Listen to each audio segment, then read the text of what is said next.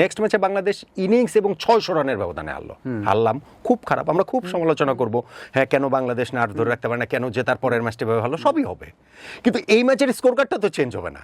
এই ম্যাচে যে অস্ট্রেলিয়াকে আমরা 9 উইকেটে হারিয়েছি, সেই স্কোর কার্ডটাকে চেঞ্জ হবে? চেঞ্জ কিন্তু হবে না।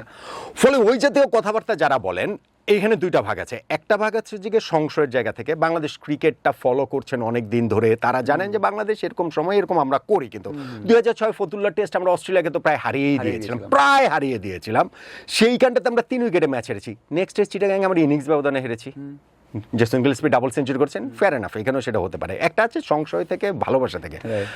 আর আরেক দল আছে যারা আসলে বাংলাদেশের এই জয়টা ঠিক সেলিব্রেট করতে পারছেন না, তারা ঠিক মানতে পারছেন না, আবার ঠিক বলতেও পারছেন না। এটা বলে কিভাবে যে বাংলাদেশ টেস্ট জিতেছে, আমার ভালো লাগে না।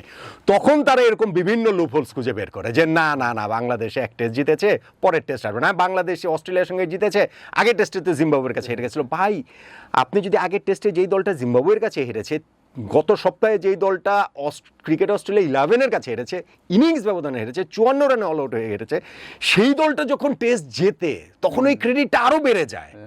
সো লেটস সেলিব্রেট ইট। আমরা যেই অর্জনটা, এইটা বাংলাদেশে তো টেস্ট কালচার নাই, আমরা তো আর ঠিক ওইভাবে বুঝি না। আপনি যে এই যে 2-3টা প্রশ্ন করলেন, অন্যান্য ক্রিকেট খেলুড়ে দেশ হলে যাদের প্রপার ক্রিকেট কালচার আছে, তাদের কাছে কিন্তু এটা কোনো কোয়েশ্চেনের জায়গায় থাকতো না।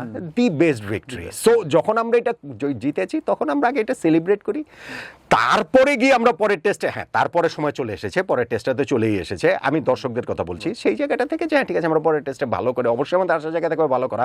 কিন্তু যদি আমরা খারাপও করি, নেক্সট টেস্টে ইনিংস 600 রানে যদি হারি, নেক্সট 20টা টেস্টেও যদি হারি, তারপরেও এই টেস্টে বাংলাদেশের যে অর্জন, সেটা তো আর মিথ্যা হয়ে যাবে না।